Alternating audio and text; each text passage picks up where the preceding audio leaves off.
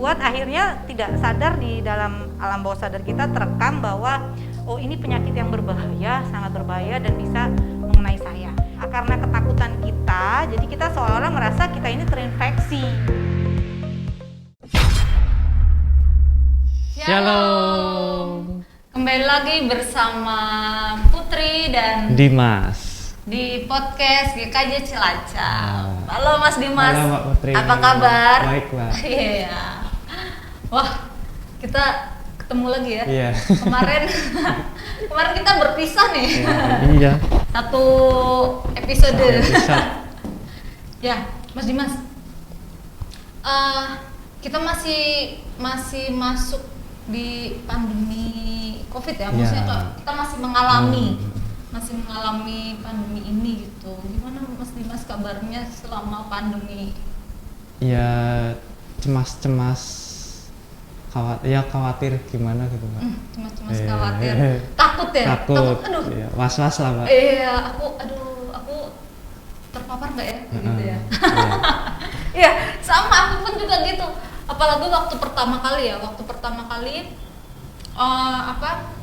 virus ini nih mulai terkenal di Indonesia. Itu kan sampai rasanya tuh aduh, jangan-jangan nih aku juga kena nih. Tapi karena ini baru, terus aku belum cek, jadi aku nggak tahu. Sampai badan ini pun juga ngerasain di leher itu sakit. Ada gejala sedikit, khawatir gitu. Iya gitu, kayak rasa sakit kayak gitu. Terus sampai akhirnya ada teman yang bikin status, kalau kamu mengalami ciri-ciri begini termasuk yang sakit leher ya, itu bukan, itu karena dari otak kayak gitu. Tapi kita nggak tahu tuh itu benar apa enggak kayak gitu kan. Kita kan nggak paham tentang kesehatan itu benar apa salahnya. Iya betul, karena kan ya selama ini juga kalaupun mau tahu kita terkena COVID atau enggak, itu kan kita harus cek ya. Dicek. Ya harus cek swab, harus rapid gitu PCR, juga. ya. Nah, teman-teman, berhubung tadi kita juga ya pasti teman-teman di rumah juga pasti mengalami kegelisahan kayak gitu. Kegelisahan tentang pandemi ini. Aku mengalami ciri-ciri ini tapi aku kira-kira kena nggak ya? Aku panas, aku lesu, aku nggak nafsu makan, aku kena nggak ya? Terus kalau misalkan aku terpapar, apa yang harus aku lakukan kayak gitu? Pasti teman-teman di rumah juga merasakan gitu ya. Betul. Nah, biar lebih puas, lebih tahu jawabannya, lebih jelas jawabannya, kita langsung datangkan aja. Datangkan pakarnya. Iya. Berarti dokter ya Mbak? Iya dong, masa Pak Pendeta? Nggak mungkin dong Pak Pendeta. Pak Pendeta, tapi bisa jadi. Dulunya Pak Pendeta dulu sekolah kedokteran gitu kan? Iya. Terus beralih deh, ada panggilan lain sekolah pendeta jadi pendeta gitu. Tapi yang kali ini dokter nih. Dokter asli ya Mbak? Iya dokter asli lah, masa dokter jadi-jadian Mas gimana sih? Ya kita sudah kedatangan tamu. Seorang dokter Nana. Halo Mbak Putri, Mas Dimas. Baik luar biasa. Puji Tuhan ya. Teman-teman, di depan kita sudah ada seorang dokter Nana. Kami panggilnya Dokter Nana. Lalu siapakah nama aslinya? Nah, lebih baik biar dokter aja yang menjelaskan. Iya. Tapi sebelumnya dokter, bisakah kita semua yang ada di rumah ini melihat wajah dokter ini? Waduh, cantik ya. Karena perempuan jadi cantik ya, masa ganteng ya. Oke. Ya. Udah pada kenal semua. Sombong amat gitu ya. Iya dokter. Oke. Kan dari tadi nih saya sama Mas Dimas panggilnya Dokter Nana.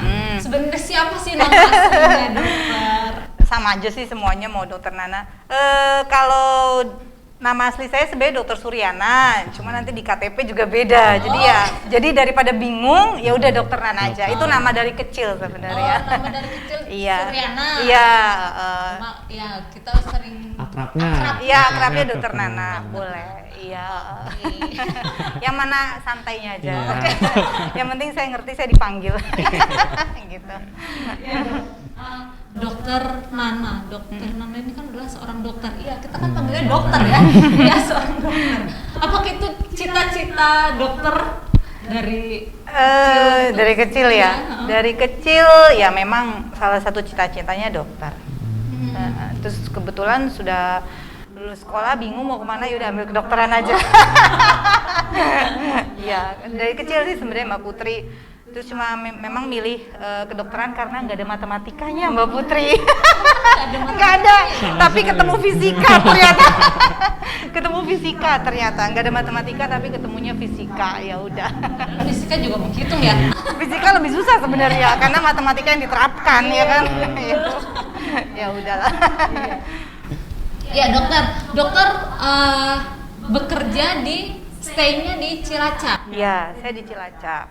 Tapi sebelum di Cilacap dari mulai merit nikah sebenarnya sudah di Cilacap gitu. Saya lulus sekolah ya udah langsung di Cilacap. Jadi belum sempat kerja di Jakarta. Oh. Iya. Oh, dokter dari Jakarta ya? Dari Jakarta Mbak Putri, karena kelahiran sana sih, besar juga di sana. Gitu. Logatnya juga beda ya? Gitu ya. Kelihatannya. Di Cilacap berarti sudah berapa lama, Dok? Sekitar dari 2008 berarti 12 tahun ya. 12 tahun. 12 tahun. Oh, emang Belum lah ya. Bisa Belum lebih puluhan. lebih. Ngampangnya hanya untuk konsumsi pribadi aja. Nanti malu saya nanti kalau ketahuan jeleknya. Ya, buat teman-teman di rumah, tadi Dokter Nana sudah bilang dokter sudah married. Nah, buat yang tadi, aduh cantik ya. Kayaknya aku tertarik. Ya. Ada yang marah di rumah. Sudah punya anak juga ya, Dok ya? Sudah, puji Tuhan sudah 2. Oh, ganteng. Iya, laki semua bener. Wah, coba sendiri berarti di rumah. Iya. Iya, obat awet muda. Laki semua. Iya. Dokter di sini maksudnya sebagai dokter itu dokter umum atau dokter spesialis? Saya dokter umum Mbak Putri. Dokter umum. Di salah satu rumah sakit swasta di Cilacap. Tapi saya sebenarnya banyak praktek di pribadi. Oh, bukan. Bukan praktek. Praktek pribadi saya memang udah membatasi untuk di rumah sakit. Oh, Gitu. Nah, itu ternyata sudah punya anak, sudah bersuami. Masih tetap cantik ya, Mas? Iya, belum jadi ganteng. Oh iya betul. Perempuan ya. Iya, perempuan. Awet muda gitu. Oh ya, puji Tuhan kalau gitu. Iya. Ya, sebagai seorang dokter nih, pasti kan maksudnya selain bekerja, merawat pasien dan segala macamnya, pasti dokter juga punya aktivitas pribadi lah, punya hobi gitu. Kira-kira apa Dok hobinya, Dok? Apa ya hobi ya? Saya kalau ditanya hobi bingung. Oh. Karena saya menyukai banyak hal gitu. Kalau hobi mungkin kita benar-benar intens di satu kegiatan itu ya. Tapi karena saya memang orangnya menyukai banyak hal, jadi saya nggak ada hobi yang spesifik gitu loh. Tapi ya rutinitas yang saya lakukan selain praktek ya paling olahraga gitu. Apalagi sejak pandemi ini kan salah satu kegemaran saya yang lain kan jalan-jalan ya, traveling. Saya nggak bisa melakukan itu ya, jadi saya lebih banyak menghabiskan waktu selain praktek ya olahraga. Gitu. Bersepeda gitu ya, Dok? Sepeda seminggu sekali sampai 2 kali Mbak Putri. Tapi biasanya sih yang rutin itu yoga. Oh, yoga. Iya, yoga. Berarti yang bisa dilakukan di rumah. Iya, betul. Karena kan kayak gini ya situasi, kita harus membatasi aktivitas kita di luar rumah itu kan. Jadi ya saya memilih memang olahraga yang bisa kita lakukan di rumah dan itu mudah itu. Iya, Dok. Tadi ngomong-ngomong tentang sepeda nih kan, bersepeda, olahraga apa ya? Ya yang bisa kita lakukan dari dulu juga gitu kan. Cuma dalam masa pandemi ini ya Dok ya, kalau dulu kan kita bisa bersepeda beramai-ramai tuh, berbanyak orang. Iya benar. Kalau sekarang kan kita mau berkerumun pun agak Iya. parno gitu ya. Iya. Terus dulu waktu awal-awal ada pandemi itu, bahkan kayaknya sampai sekarang deh, ada yang mengatakan kalau kita olahraga di luar rumah, mau bersepeda, mau jalan kaki atau olahraga apapun, kita harus memakai masker gitu. Terus ada efeknya nggak sih Dok? Apalagi kalau bersepeda kalau buat saya sih Dok, memakai masker dengan bersepeda itu kan kayak ngap kayak gitu loh. Sesek ya rasanya. Iya, itu ada apa ya? Ada pengaruhnya nggak sih Dok untuk pernafasan? Yang pertama sih pasti ada bedanya ya, pasti ada bedanya dari segi kenyamanan si pengendara sepeda ini ya. Kalau dulu mungkin kalau kita bisa tanpa masker kan kita bisa jauh sampai berkilo-kilometer bahkan berpuluh-puluh kilometer ya. Tapi karena kita sekarang harus mengenakan masker, otomatis kita kemampuan kita jadi dibatasi sebenarnya. Karena memang walaupun masker ini adalah alat proteksi untuk melindungi diri kita, tetap kan udara yang kita hirup juga terbatas gitu loh, karena kan ketutupan ya, ketutupan. Nah, tapi kalau saya sih prinsipnya gini, lebih baik kita agak sulit bernafas daripada kita tidak bisa bernafas karena COVID kan gitu. Jadi ya nggak apa-apa lah, kita masih bisa olahraga walaupun tidak dalam tanda kutip sekuat dulu ya, sejago dulu gitu. Tapi kan yang penting kita olahraganya rutin, walaupun harus pakai masker. Jadi ya kalau membuat penyakit tertentu enggak, kita enggak akan jadi sakit asma atau sesak nafas gitu dengan menggunakan masker saat olahraga, enggak. Yang penting kita tahu batasan. Artinya jangan sampai kita terlalu lelah. Karena kalau kita sudah terlalu lelah, konsumsi oksigen kita itu sangat tinggi. Sedangkan oksigen yang masuk dibatasi. Nah, jadi ya menyadari kemampuan diri sendiri aja. Itu. Jadi ya tetap lebih aman sih pakai masker ya. Karena lebih baik agak susah nafas daripada nggak bisa nafas nanti, atau nafasnya pakai alat bantu. Iya jangan sampai ya, tolak dalam Yesus. Gitu. Ya gitu Mas Dimas, berarti ya mulai nanti deh kalau nggak hujan ya. Iya. Bukan mulai besok ya, mulai nanti. Mulai nanti deh kalau nggak hujan ya. Kita mau bersepeda, mau jalan-jalan pakai masker. Iya betul. Iya Sekali. Iya Dok. Tadi juga di awal kami juga bercerita tentang di masa pandemi ini apa yang saya rasakan gitu, apalagi waktu awal-awal berita COVID ini masuk ke Indonesia. Itu saya langsung rasa aduh kok di leher nih kayak gatel, kayak gimana kayak gitu, buat sakit gitu. Tapi dengan saya baca lagi ciri-ciri ciri-ciri orang yang terpapar virus itu kan katanya ada lendir lah apa segala macam di sini. Nah, itu saya nggak ada. Terus ada lagi yang bikin status juga, kalau ada ciri-ciri leher sakit terus apa segala macam, itu bukan COVID kayak gitu, tapi itu hanya pengaruh dari otak gitu. Itu bener nggak sih Dok kayak gitu? Tapi Mbak Putri masih sehat ya sampai sekarang, berarti bukan COVID ya. Mudah-mudahan bukan COVID kan, karena kalau COVID ya nggak mungkin lah dari dulu ya. Sebenarnya dari COVID ini, dari pandemi ini yang memang benar-benar bikin dampak itu secara psikologis sebenarnya. Jadi kita yang tadinya bebas gitu ya, mau ngapa-ngapain, beraktivitas tanpa takut diserang penyakit apapun gitu, tiba-tiba terbatas dan expose media terhadap penyakit ini terlalu, ya kalau menurut saya pribadi terlalu berlebihan, itu membuat akhirnya tidak sadar di dalam alam bawah sadar kita terekam bahwa ini penyakit yang berbahaya, sangat berbahaya dan bisa mengenai saya. Akhirnya karena kita tanpa sadar memikirkan hal itu, ya kita jadi kesannya mengalami gejala-gejala seperti itu. Nah, kalau di medis itu ada namanya psikosomatis. Jadi Psiko itu dari psikis, Iya. soma itu tubuh. Jadi apa yang kita pikirkan itu berpengaruh ke tubuh kita. Itu. Jadi kalau misalnya kita memikirkan nih, aduh saya nih punya sakit jantung, ya, saya punya sakit jantung. Terus aduh saya takut sakit jantung, melihat orang tua atau teman atau saudara saya sakit jantung. Akhirnya aduh nanti saya bisa seperti itu. Nah akhirnya tanpa disadari ya kita mengalami gejala-gejala yang seperti penyakit jantung.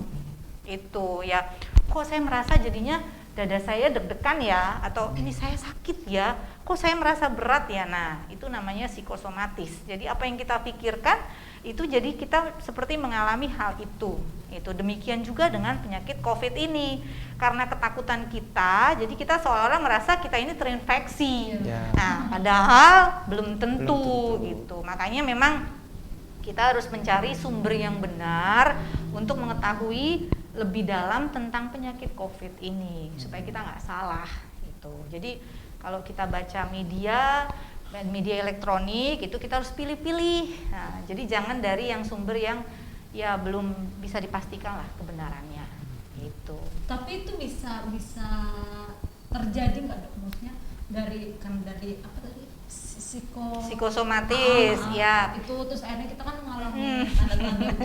Dan itu bisa terjadi, oh malah ternyata betul nih. Jadi itu ya. COVID ini kan penyakit infeksi ya, infeksi. Yang namanya infeksi itu kita harus terpapar dulu dengan penyebab infeksinya. Penyebab infeksi dari COVID adalah virus. Jadi kalau kita mau menderita ya, itu ya, COVID ya kita harus terpapar dulu dengan virusnya. Nggak bisa cuma dari pikiran kita tuh nggak bisa. Karena dia penyakitnya penyakit infeksi. Iya, itu beda dengan penyakit yang non infeksi. Gitu. Jadi memang harus terpapar dulu, baru masuk terinfeksi dan akhirnya kita menderita COVID itu. Berarti memang aku puji Tuhan. Iya. Hanya dari sini aja. Iya, Dari betul. pikiran aja. Tapi kan itu sudah lama ya. Iya, makanya kadang bukan hanya kita yang belum terinfeksi ya. Saya bilang tadi dampak psikologisnya COVID ini memang benar kuat karena saya pengalaman beberapa pasien yang memang menderita COVID yang gejalanya cuma ringan aja sebenarnya, cuma kan karena memang walaupun dia ringan tetap dia bergejala dan berpotensi untuk menularkan penyakit. Itu tetap harus kita isolasi. Nah, di isolasinya ini, di ruang isolasinya ini benar-benar membuat pasien tuh tidak nyaman. Akhirnya yang tekanan darahnya naik lah, yang lambungnya kambuh lah, yang diarenya nggak sembuh-sembuh lah, bahkan setelah dia swab negatif pun masih diare. Nah, ini memang saya nggak tahu kenapa ya, padahal sebenarnya COVID ini sih sebenarnya seperti flu aja, seperti flu itu. Cuma mungkin ya menurut saya tadi ekspos media terlalu kuat terhadap penyakit ini, jadi seolah-olah dalam tanda kutip menakut-nakuti kita. Akhirnya begitu kita suspek COVID, kita diisolasi, kita mulai berpikir-pikir yang macam-macam, akhirnya penyakit-penyakit lain datang seperti itu. Ya makanya tenang saja, asalkan kita aman ya ini. Sehat ya. Iya, seperti kata Pak Jokowi, iman, aman, imun. Nah ini tiga ini aja yang kita pegang gitu. Jadi kita nggak perlu takut berlebihan. Terus kalau mengenai COVID ini dok, bisa nggak sih dok seseorang itu terkena COVID 3 kali berturut-turut? Itu ya. Memang ada pengalaman seperti itu ya Mbak Putri ya? Saya sih secara pribadi nggak ada pengalaman sih dok. Hanya ada salah satu teman di gereja, salah satu saudara beliau itu terkena COVID dan terkena 3 kali berturut-turut begitu. Yang pertama sudah positif hasil negatif sudah sembuh. Terus jarak berapa bulan terkena lagi. Nah dari jarak 2 ke 3 ini yang berdekatan. Kalau dari sini ke sini agak jauh, tapi dari 2 ke 3. 2 ke 3 itu berapa lama Mbak Putri? Aduh saya kurang tahu berapa lamanya gitu. Saya waktu itu dikasih tahu sih tapi agak lupa gitu berapa lamanya gitu. Oke.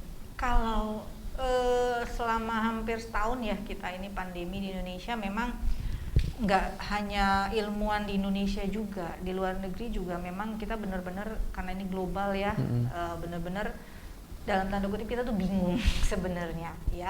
Artinya penelitian terus dilakukan nanti kalau penelitian satu sudah dipublikasikan misalnya terhadap obat tertentu, terus ada penelitian lagi obat tersebut ditarik gitu karena resikonya lebih banyak ya untuk pasien. Nah, kita juga seperti itu. Jadi apa ya, kalau COVID ini kita nyebutnya penyakit dengan 1000 wajah. Jadi bukan cuma demam batuk, tapi ada juga yang cuma gatel-gatel, ruam ternyata COVID. Nah itu ya, jadi kita juga sekarang ini benar-benar terus mencari sebenarnya si COVID ini gimana sih polanya. Terus selain memang kita mencari vaksinnya ya. Nah kalau secara teori flu ya, seperti flu. Kalau kita baru flu ya, kita sembuh dari flu kan nggak mungkin 2 minggu kemudian atau 1 bulan kemudian kita flu lagi ya, kecuali penyebab flu-nya alergi. Kalau penyebab flu-nya virus nggak akan, biasanya dalam beberapa bulan ketika daya tahan tubuh kita turun baru kita bisa terserang flu lagi kalau penyebab virus. Nah sebenarnya sama sih, kurang lebih sama dengan COVID itu loh. COVID-19 itu seperti itu. Jadi kalau kita terkena, misalnya saya terkena sekarang, saya sudah sembuh, swab saya negatif dan saya sudah sehat, dalam waktu dekat saya nggak akan terkena COVID karena sudah ada kekebalan dalam tubuh saya. Sel kekebalan kita itu sudah mengenali kalau ada terpapar lagi, oh kamu COVID, kamu novel coronavirus, nanti langsung ditendang sama sel kekebalan. Kalau benar, kalau misalnya mungkin dalam beberapa bulan bisa dia terinfeksi lagi walaupun mungkin tidak berat itu. Cuma kalau dalam hitungan minggu saya rasa bukan COVID. Artinya gini, pemeriksaan pasti untuk COVID kan swab. Nah, swab ini kan sama kayak kita cek darah. Nah, kemungkinan untuk errornya itu, kesalahan itu kan juga ada. Nah, bisa saja mungkin saat swab yang kedua itu mungkin teknik pengambilannya kurang pas, jadi memberikan hasil negatif. Nah, begitu swab selanjutnya ternyata positif. Kayak gitu kan. Jadi itu banyak ada human error juga yang mempengaruhi saat pemeriksaan. Jadi memang makanya itu pemeriksaan swab nggak cukup sekali untuk pasien yang memang sedang mengalami gejala COVID itu. Bahkan kalau kita sudah beberapa waktu isolasi, minum obat, kok hasil swabnya masih positif, itu pun belum tentu ada virus yang masih aktif di dalam tubuh. Jadi bisa saja bangkai-bangkai virus itu masih ada. Jadi virus itu kan dia punya amplop, dia punya pembungkus. Nah, kalau dia mati kan dia pecah, terurai. Nah, bisa saja tubuh masih mengenali itu sebagai virus. Nah, padahal itu sih sebenarnya hanya bangkainya saja. Gitu. Jadi kalau dalam waktu dekat hampir kemungkinan besar nggak terinfeksi COVID Mbak Putri, karena memang masih kebal tubuhnya. Berarti kalau ada yang bilang juga, oh kalau sudah pernah kena COVID tidak akan kena COVID lagi nih kayak gitu. Dalam waktu dekat iya, cuma kan penelitian kita belum, karena kita aja kan belum setahun ya mengalami pandemi ini, tapi pengalaman sih mereka yang sembuh, yang bertahan dari COVID itu nggak terinfeksi, nggak mengalami gejala COVID lagi, artinya tidak sakit COVID lagi. Mungkin terpapar, pasti terpapar, cuma nggak jadi sakit. Itu. Jadi mungkin apa ya, gejala pada waktu COVID pertama itu berbeda dengan ya kalau kalau terinfeksi yang kedua bisa lebih ringan ya, atau tanpa gejala. Itu sama kayak kita flu. Kalau terapi plasma itu berpengaruh nggak? Kalau terapi plasma konvalesens itu biasanya untuk pasien-pasien yang memang mengalami gejala sedang sampai berat ya, terutama pasien yang di ICU. Memang penelitian kita sampai ke sana Mas. Plasma konvalesen. Jadi plasma ini adalah kita mengambil plasma darah dari orang yang memang sudah sembuh dari COVID. Iya. Karena di dalam plasma itu ada sel kekebalan. Nah, jadi orang yang sedang sakit COVID ini kan sampai dia bergejala berarti kan kekebalannya kalah dari virusnya. Jadi jumlah virusnya lebih banyak. Nah, makanya kita perlu bantuan dari luar, yaitu plasma itu yang berisi sel-sel kekebalan. Jadi dalam plasma itu sel kekebalannya sudah mengenali virus COVID. Nah, begitu dia didonorkan ke pasien yang sedang bertahan melawan COVID ini, ibaratnya menambah tentara lah. Ini tentaranya udah pengalaman nih, tentaranya udah pengalaman sama COVID, jadi diharapkan seperti itu. Dan kemungkinan sembuhnya sih lebih besar ya dengan plasma convalescence. Cuma lebih susah kita. Berarti cari untuk donornya. pasien yang sedang darurat.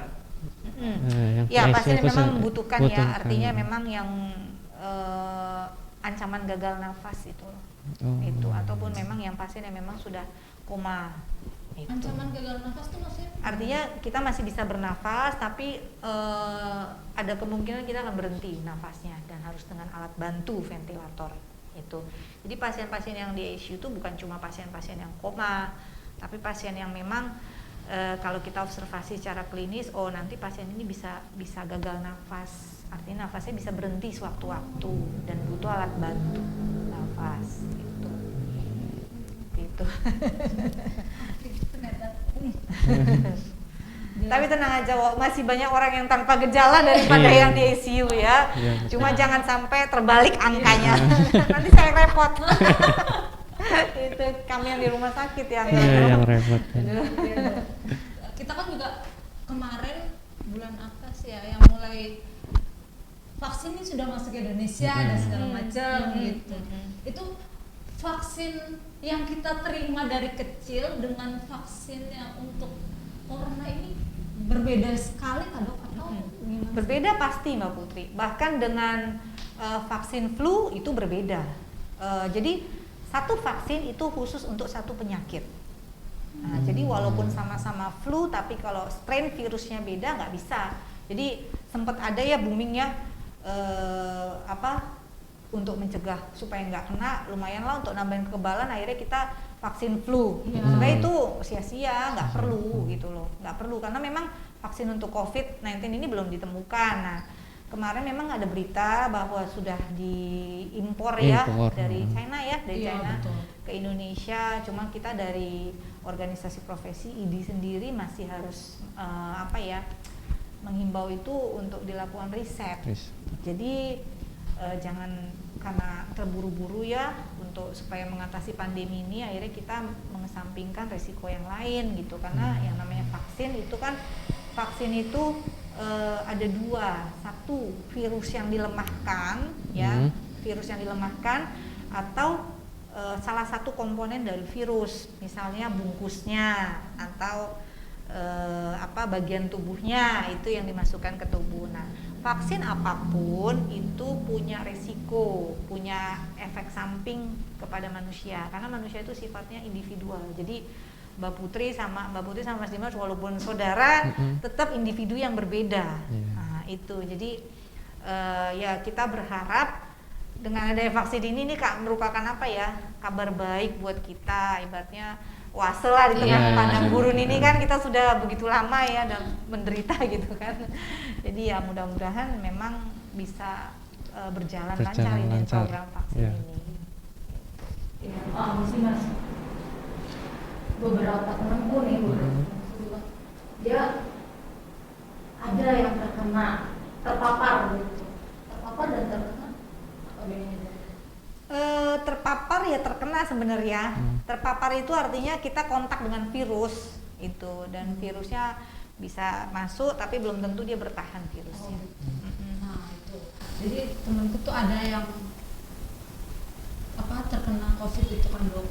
Terus dianjurkan untuk isolasi di salah satu rumah sakit gitu. Tapi dianya menolak gitu loh dok. Karena dia berpikir nanti bayar apa segala macam begitu kan.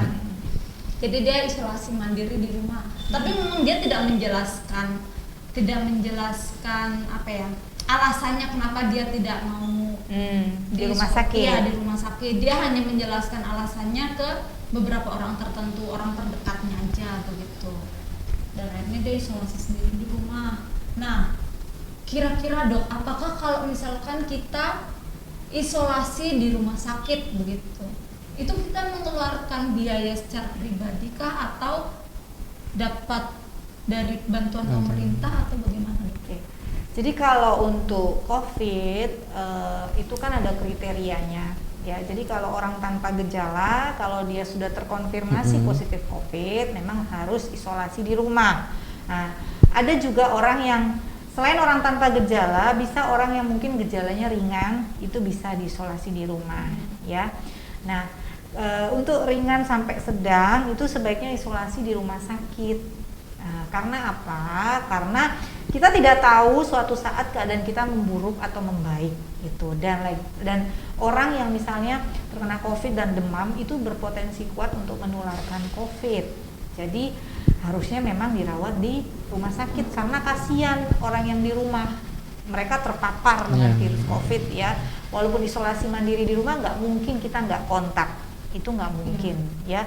Dan nggak mungkin juga keluarga yang lain itu pakai APD seperti di rumah sakit, ya kan? Itu nggak mungkin juga. Makanya memang lebih baik tempatnya di rumah sakit. Nah, kalau dari pemerintah untuk pasien suspek COVID dan terkonfirmasi positif itu ditanggung oleh Kemenkes.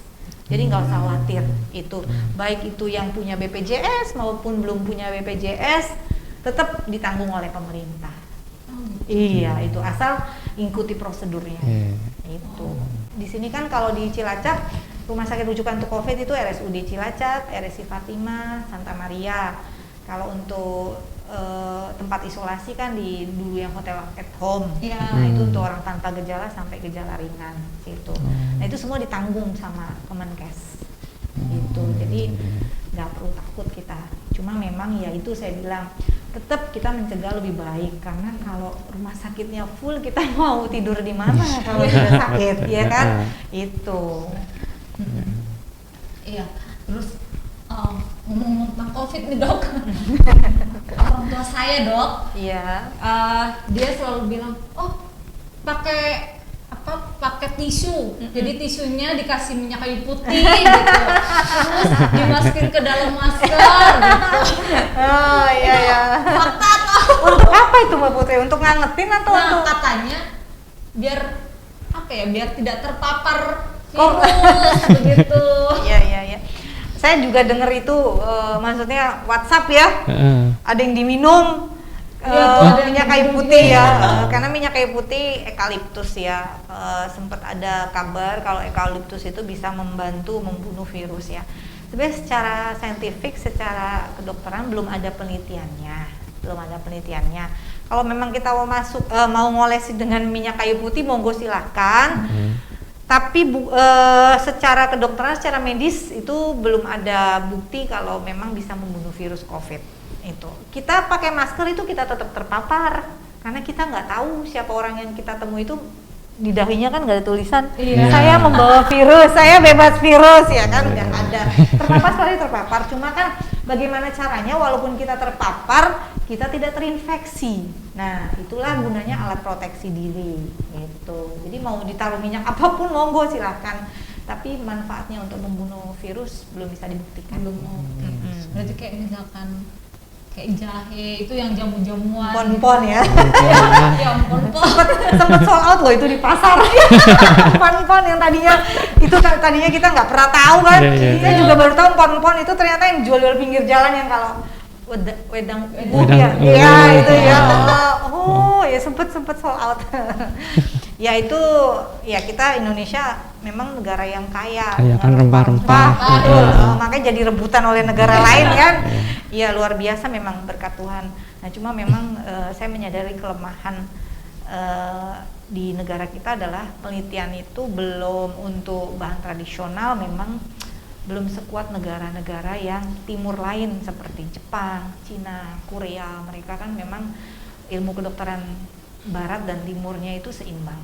Itu jadi mereka memang memanfaatkan, mengaplikasikan bahan alam ini untuk pengobatan medis. Nah, di Indonesia belum sekuat itu, belum semaju itu untuk penelitiannya. Jadi kalau mau diminum ya silahkan gitu ya. Asal kita percaya kok kalau yang kita makan minum itu baik, kita happy ya pasti imun juga naik gitu. Secara nggak langsung itu sebenarnya. Wah, berarti besok kita nggak usah pakai minyak putih lagi. Buat kerokan aja. Kerokan aja daripada hidung kita panas. Iya, nanti malah perih ya. Panas. Buka maskernya udah merah. Iya. Iya. Iya dok. Selain oke dok, saya mau tanya lagi tentang fakta dan mitos. Oke.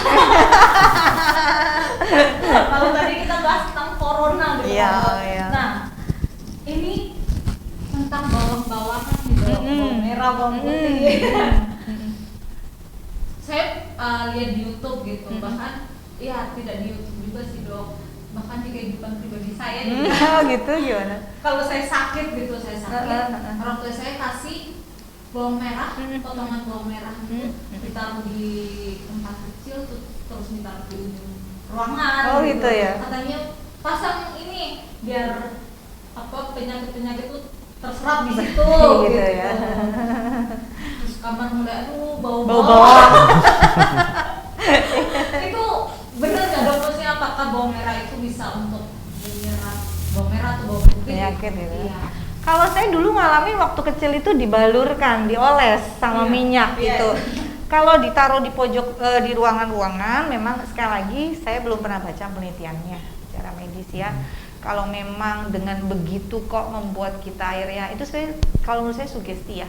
Akhirnya membuat kita merasa aman, ya sudah lakukan aja. Toh itu tidak berdampak apapun. Itu artinya nggak punya resiko. Jadi menyebabkan penyakit kita tambah berat, kecuali kita alergi terhadap bawang ya. Tapi kalau yang dulu kalau demam gitu kan, ibu kan pasti bawang merah dicampur minyak kelapa dioles. Nah itu kan bawang itu kan hangat ya, dan minyak kalau digosok kan dia hangat. Nah kalau itu masih ada relevansinya, masih ada relasinya, jadi membuka pori. Jadi kalau membuka pori demamnya turun. Itu kalau itu. Cuma kalau seperti kerokan gitu ya. Iya, sama seperti kerokan sebenarnya membuka pori, walaupun memang dia merusak pembuluh darah kecil sebenarnya kapiler, tapi ya itu bisa membuka pori dan menurunkan demam. Makanya orang kalau greges dikerokin tuh ngerasa enak gitu ya, ngerasa enak ya. Memang efeknya seperti itu. Kalau memang mau melakukan silahkan, toh tidak ada ruginya buat kita. Itu. Ya untuk ibu di rumah, jangan dimasak ke rumah. Mendingan dimasak aja, dibikin bawang goreng. Bikin masakannya tambah enak. Iya. Nggak apa-apa deh, kamar kita nanti bau bawang. Bau bawang ya. Iya. Dok, balik lagi nih tentang mitos fakta nih dok. Iya. Ya, sebagai perempuan nih dok, biasanya kan ya perempuan kan menstruasi setiap bulannya gitu ya dok ya. Terus ada juga yang mereka minum minuman bersoda agar menstruasinya dipercepat. Maksudnya yang seharusnya tanggal 18, tapi karena dia mau pergi tanggal 18, mau ada kegiatan apa, biar tidak repot dipercepat. Iya, minum soda lah biar mensnya tanggal 15 begitu. Itu berpengaruh nggak dok? Kalau saya rasa enggak ya Mbak Putri, karena kita siklus menstruasi itu diatur oleh hormon. Jadi itu sifatnya hormonal, artinya kita teratur, kita terlambat atau kita lebih cepat, itu yang mengatur sistem hormon di dalam tubuh sebenarnya. Kalau minum soda itu, saya minum soda ya nggak ngaruh-ngaruh aja, karena memang ya kalau tanggal segitu ya sudah tanggal segitu, itu hanya ya itu tadi kembali saya bilang itu lebih sifatnya ke sugestif ya.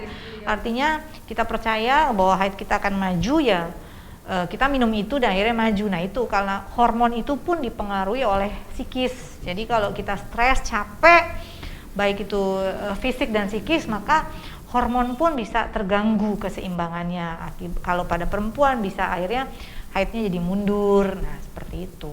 Jadi hanya sifatnya psikis saja, itu sugesti aja. Oke teman-teman, buat kaum perempuan yang masih terkadang berpikir, aku mau majuin ini, pasti aku mau pergi dalam minum-minuman bersoda gitu, itu tidak ada pengaruhnya teman-teman. Kalau obat ada yang mempengaruhi hormon, tapi kalau minuman nggak ada. Minuman nggak ada. Tapi kalau misalkan pada saat kita datang bulan itu kita minum minuman bersoda, aman, nggak masalah. Aman. Tadi Mas mau tanya, apalagi 16 fakta. Terlalu banyak kali ya yang diterima lewat media sosial ya, jadi kita nggak tahu. Mitos dan fakta. Iya. Jadi kita nggak tahu mana yang benar, mana yang belum bisa dipastikan ya. Kalau di kalangan masyarakat sekarang, terus ajaran-ajaran orang tua kayak gitu kan, yang anak perempuan nggak boleh gini, anak laki-laki nggak boleh begini, nggak tahu itu sebenarnya benar atau enggak gitu. Iya. Dok, mengenai pekerjaan dokter nih dok, pasti pada saat ya selama menjadi dokter dan tahun Saya lulus 2008. 2008 berarti dari 2008 sampai sekarang. Iya. Kamu praktek gitu. Pernah nggak sih dok mengalami apa ya? Cacian, hinaan gitu dari pasien gitu. Dokter ini kurang manjur nih. Itu nggak bisa dihindari ya Mbak Putri, karena dokter itu sebenarnya profesi sama aja dengan profesi lain dalam bidang jasa. Jadi kalau ada orang tidak puas sama kita ya kita nggak bisa hindarin itu. Jadi itu satu paket lah. Ibaratnya kita dipuji sama kita dihina gitulah ya. Itu satu paket yang kita tidak bisa pilih. Ya, ibaratnya dua sisi mata uang lah. Jadi kita nggak bisa pilih salah satunya aja. Itu ya ada beberapa kasus lah mungkin. Kalau saya menemukan pengalaman seperti itu, biasanya saya langsung mengoreksi diri saya sih sebenarnya. Kenapa orang tersebut bisa tidak puas dengan pelayanan saya? Itu karena psikologis setiap orang beda-beda ya. Tapi pada dasarnya setiap pasien tuh sama. Mereka ingin menemukan solusi atas permasalahan kesehatan mereka, itu kan. Nah, kalau misalnya wajar ya kalau kita lagi sakit kan kita khawatir, pikiran kita macam-macam, terus mungkin dokternya mungkin sikapnya kurang berkenan, pasiennya jadi marah gitu kan, atau tidak puas, protes, itu sih wajar itu. Makanya dokter kan juga manusia ya, sepintar-pintarnya dokternya bersandiwara tetap ada batasnya ya. Artinya ya memang dokter dari waktu saya kuliah guru saya bilang ya kamu harus pintar bersandiwara. Jadi kamu punya masalah apapun jangan kamu bawa ke depan pasienmu. Cuma ya dokter juga manusia gitu ya. Kalau kata Candil bukan rocker doang loh. Dokter juga iya. Jadi ya itu satu paket yang nggak bisa dipilih Mbak Putri. Jadi pernah lah gitu. Tapi kenapa ya dok? Maksudnya ada yang saya cocok dengan dokter ini, saya nggak cocok dengan dokter ini. Padahal waktu dikasih obatnya nih dok, iya. Sama aja. Sama aja, iya betul ya, lucu ya. Ya karena kedokteran itu bukan ilmu eksakta murni. Kita itu art and medicine. Jadi ada standarnya, ada patokannya secara eksak, secara ilmu pengetahuan, tapi ada seni art. Nah, jadi dokter itu memang salah satu bidang kedokteran itu salah satu bidang ilmu yang berbeda dengan yang lain. Kalau yang lain kan bisa benar-benar kayak misalnya teknik itu benar-benar eksak ya, musik itu seni ya. Nah, dokter itu di tengah-tengah. Jadi harus ada artnya. Nah, artnya ini yang tidak semua dokter sama itu. Jadi ketika kita berkomunikasi dengan pasien itu art di situ main. Itu loh. Jadi obatnya sama aja sebenarnya ya, obatnya cuma itu, tapi ketika kita menyampaikannya dengan baik, terus dengan sikap yang berkenan di pasiennya merasa ini obat terbaik yang pernah saya terima. Itu loh, ini obat bagus banget gitu, padahal obatnya obat generik gitu kan, obat bagus banget, terus dibandingin sama ini yang dokternya katanya oh sama ternyata. Nah itu, jadi di situ berperan itu. Jadi nggak bisa saya mempelajari kalau demam obatnya paracetamol. Nah, tetap ada artnya. Artinya apa? Untuk pasien yang A, paracetamolnya harus berapa dosisnya, terus harus bagaimana cara minumnya. Itu kembali lagi ke individu pasien tersebut. Gitu. Berarti kalau misalkan saya berobat ke dokter Nana gitu. Saya berobat ke dokter Nana, sudah dikasih obat, sudah habis 3 hari nih, 3 hari obat sudah habis, tapi saya nggak sembuh-sembuh nih gitu. Terus saya pindah ke dokter Gerinda, dikasih obat lagi yang sama, 3 hari itu habis, itu langsung sembuh. Itu apakah sebenarnya pengaruh, maksudnya sama kayak yang tadi dokter jelaskan atau? Iya, itu sama dengan yang saya jelaskan tadi, tapi memang juga mungkin sudah perjalanan penyakitnya ya. Artinya biasanya rata-rata orang kayak itu tuh yang infeksi virus. Jadi misalnya saya terkena virus ya, hari ini saya demam gitu loh, saya demam, saya berobat ke dokter kok 3 hari nggak sembuh-sembuh, kan obat buat 3 hari toh. Nah hari keempat saya berobat ke dokter lain, langsung sembuh. Loh memang perjalanan penyakitnya, memang kalau virus itu self-limiting disease, artinya penyakit yang sembuh sendiri sebenarnya, kalau nggak diobatin juga sembuh, cuma kita kasih obat kan karena gejalanya mengganggu pasien. Nah jadi memang udah waktunya sembuh gitu loh, udah waktunya sembuh, dilala pas ke saya, jadinya kan yang dapat kreditnya saya gitu loh. Oh dokter ini bagus nih, padahal memang mungkin udah waktunya sembuh aja. Kayak gitu. Terus dok, apakah seorang dokter gitu, seorang dokter ini bisa membaca penyakit pasien tanpa melihat hasil lab gitu? Karena pengalaman saya dok ya, dulu saya pernah tahun 2012 sampai saya pernah dirawat di salah satu rumah sakit Cilacap. Terus sebelum dokter visit itu saya sempat muntah gitu dok, sempat muntah. Terus setelah itu dokter baru masuk, terus saya bilang, dok saya tadi habis muntah begitu. Terus ini dokter belum lihat, saya cuma dipegang bagian bulu hati ya. Terus oh ini begitu kan dok. Nah itu kan saya langsung takut kan dok. Terus dikasih obat lah, sama misalnya dikasih resep obat, bentuknya suntik tapi besar sekali dok. Saya sebutnya akan gajah itu. Ya terus disuntik itu malam itu siang, terus malamnya disuntik obat itu. 2 hari kemudian saya minta cek darah, ya. Dan itu hasilnya ternyata nggak ada apa-apa gitu. Itu apa para dokter gitu bisa melihat penyakit pasien tanpa melihat hasil lab gitu. Ya sebenarnya dari mulai pintu masuk juga kita udah bisa tahu itu. Artinya memang ada penyakit tertentu yang dari gaya pasiennya berjalan kita sudah tahu itu penyakitnya apa. Itu memang itu, cuma nggak semua penyakit ya seperti itu. Dan secara ilmu memang sebenarnya 80% keberhasilan kita menentukan diagnosis penyakit itu justru dari berbicara. Jadi mendengarkan keluhan pasien. Itu namanya anamnesis itu Mbak Putri. Jadi dokter mewawancarai pasien itu 80% kita sudah pasti ini penyakitnya A.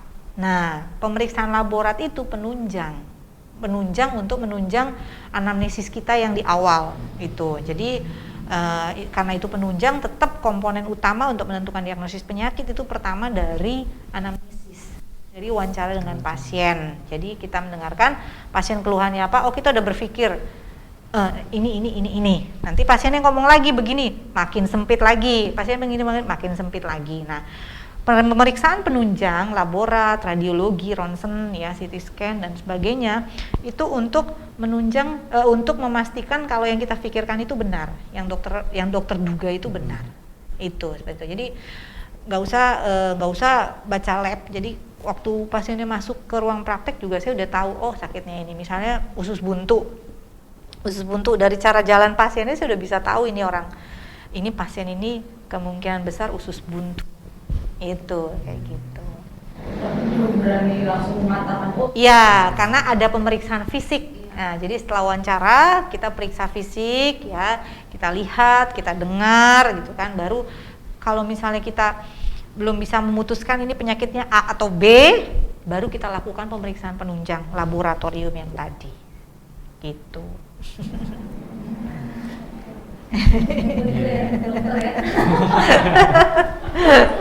Itu sama kayak apa ya, kayak psikolog kan gitu. Iya. Dia ngomong ya. Gitu. Oh, langsung tahu, iya. Bahkan psikiater nggak perlu periksa pasiennya. Iya. Psikiater, dokter jiwa nggak pernah periksa pasiennya, mendengarkan kayak gitu kan, dari dia udah duduk begini terus pasiennya ngomong aja dia udah tahu diagnosisnya apa, itu gangguan jiwanya di mana, kenapa, itu dokternya udah tahu gitu. Tapi pengalaman juga sih Mbak Putri, pengalaman berpengaruh ya, itu antara fresh graduate yang baru lulus sama dokter yang mungkin sudah lebih lama lulusnya, itu juga berpengaruh. Nah, ngomong-ngomong pengalaman dan fresh graduate nih. Kan ada nih dok yang bilang juga, oh sekolah dokter nih lama. Mahal ya. Ini, aduh, nggak bisa jadi nih.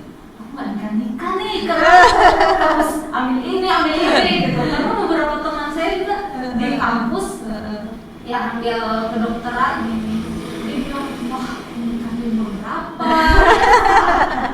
Gitu. Itu memang betul gitu dok.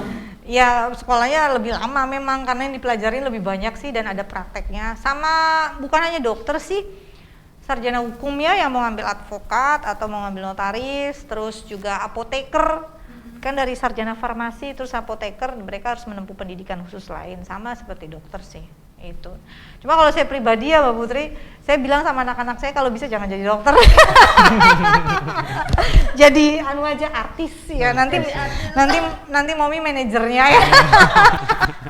Ya kan, jadi atau enggak kamu jadi pengusaha lah. Jangan, kalau bisa jangan jadi dokter ya, kecuali memang panggilanmu jadi dokter ya sudah, mau gimana lagi. Saya mau jadi asistennya dok. Iya ya, asisten artis ya lebih enak artis ya. Berarti kira-kira berapa lama dok? Kalau standarnya sih 6 tahun ya, paling cepet 5,5 ya. Tapi memang SKS kita udah banyak, satuan kredit semesternya memang banyak ya. Jadi satu semester itu 22 SKS, jadi nggak bisa dicicil-cicil, jadi nggak bisa dipercepat itu, nggak bisa. Semester pendek pun hanya untuk mengulang sebenarnya, memperbaiki nilai kalau di kedokteran. Karena dulu-dulu tuh bahkan nggak ada semester pendek. Itu bahkan di semester pendek itu hanya untuk mengulang nilai aja sih sebenarnya, nggak untuk mencicil yang harus diambil di depan, nggak bisa. Jadi memang 6 tahun ya waktu yang wajar untuk lulus dari S1-nya ya, kedokterannya itu untuk lulus S1-nya. S1-nya 4 tahun, tapi terus profesi 2 tahun, jadi 6 tahun. Itu. Ya, buat teman-teman. Semangat ya. Ya sebenarnya nggak cuma dokter ya, semua juga pasti butuh waktu juga ya dok ya, mau fakultas apapun, jurusan apapun gitu. Bahkan yang apa ya, yang tidak bersekolah pun, maksudnya tidak melanjutkan kuliah pun pasti juga butuh perjuangan juga Iya, kan dok ya? sama lah. Iya. Wah, ternyata banyak juga nih dari dokter Nana nih. Ya, dok, ini dengar nih dok ya. Ini nggak tahu hobi, nggak tahu apa, atau peliharaan dok. Oh gitu. Aduh. Siapa yang kepoin FB saya nih? Ya. Waktu dokter Nana nggak ada, kita menyelinap sebenarnya. Oh gitu ya, oh gitu ya. Invisible man ya. Nggak terlihat ya sama saya. Dokter Nana melihara ular atau apa yang dokter? Iya. Ular ada. Sebenarnya peliharaan ada beberapa sih Mbak Putri. Cuma memang saya memang dari kecil itu suka binatang. Dari kecil ya. Cuma dari kecil memang saya takut ular sebenarnya. Karena mungkin, nah itu kalau kita nanti pengalaman kalau kita punya anak, jangan pernah ditakut-takutin anaknya. Jadi, ih awas ada tikus gitu, ih awas ada kecoa kayak gitu ya, anak jadi takut. Nah itu menanamkan memori dalam dirinya bahwa itu adalah suatu hewan yang harus ditakuti dan dihindari. Nah sama ada juga kayak gitu. Nggak ada kan orang, iya aku suka ular anak kecil, nggak ada ya. Itu tapi secara alamiah, secara insting, anak-anak yang belum pernah ditakut-takutin itu kalau mereka melihat ular mereka nggak takut itu. Nah sama saya juga dulu gitu, saya mau ngajarin anak sebenarnya bertanggung jawab terhadap hewan peliharaan. Jadi saya cari yang paling gampang. Sebenarnya yang paling gampang dirawat itu reptil, ular. Itu paling gampang karena makan cuma seminggu sekali, mandi seminggu sekali, itu kandangnya juga nggak sekotor hewan lain kayak burung, iya kan? Itu jadi cari yang paling gampang. Nah mau nggak mau ya saya harus kontak dong. Saya harus kontak karena saya mau ngasih contoh sama anak itu loh. Jadi jangan sampai mama ngajarin kita melihara hewan tapi mama sendiri nggak mau megang. Iya, akhirnya saya tanya-tanya sama yang memang sudah pengalaman. bagaimana memelihara ular, mana ular yang aman untuk anak-anak, ya udah, jadi akhirnya ya memutuskan untuk memelihara gitu. Sampai sekarang yang mikirin makannya, mandinya ya saya. Anak-anak cuma Iya, mainannya. mamanya tetap ya, tapi setidaknya mereka belajar kan tanggung jawab gitu. Jawabnya, Jadi mereka iya. punya jadwal seminggu sekali harus bersihin gantian gitu loh. Yang ngasih makan mereka, ngasih makan mereka. Iya, wah.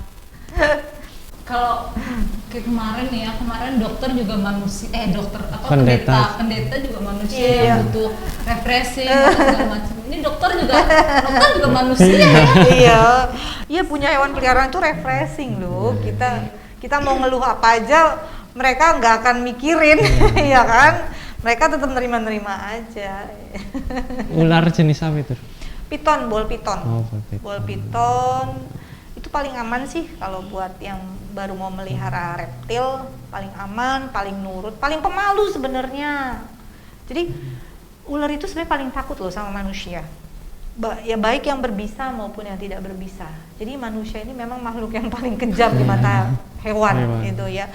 Kalau mereka pun sampai menggigit kita, itu berarti mereka sudah terdesak, mereka sudah terancam. Kayak misalnya kita jalan-jalan, nggak sengaja kita nginjek atau kontak sama ular merasa kita adalah ancaman, jadi dia gigit seperti itu. Tapi kalau kayak misalnya kalau nonton Panji Sang Petualang ya, dia punya hati yang lebih untuk reptil, maka reptil itu tahu, dia insting kalau ini nih bukan ancaman.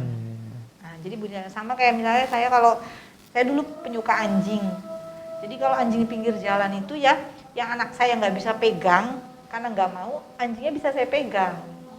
Gitu, karena memang hewan itu tahu kok secara naluri mereka kalau kita ini membahayakan mereka atau tidak. Ya, Mas Dimas. Jadi gitu, ternyata selain dokter Hana nih cantik ya, dia juga penggemar olahraga ya dok ya. Terus dia juga punya peliharaan yang anti mainstream lah. Pelihara tapi dokter Nana pelihara. Padahal berawal dari ketakutan juga ya dok ya. Iya, enggak lah, nggak anti mainstream. Saya belum punya singa. Oh, ada rencana dok. Ada rencana, saya harus ganti rumah dulu. Iya, punya peliharaan ular juga yang berawal dari ketakutan itu, tapi untuk mengajarkan anak bagaimana cara bertanggung jawab, akhirnya dia memberanikan diri. Ya, Dokter Nana, terima kasih karena sudah mau berbagi pengalaman. Sama-sama. Kami Saling belajar, kita saling belajar. Iya. Betul. Kepada saya dan Dimas, kepada teman-teman di rumah juga, bagaimana kita harus menjaga kesehatan kita. Betul. Bagaimana sih COVID itu muncul atau penyakit-penyakit itu muncul gitu. Sebenarnya bukan hanya dari virus tapi dari sugesti kita juga Bisa kena penyakit. Iya. Ya, teman-teman di rumah, terima kasih juga telah menonton podcast kali ini. Ya. Kita akan ketemu lagi di podcast selanjutnya. Ya, jangan lupa like, subscribe, komen, dan share ke teman-teman yang lain. Iya. Dan jangan lupa teman-teman nyalakan lonceng pemberitahuan karena nanti kalian akan dapat notifikasi pertama. Terima kasih teman-teman. Dadah.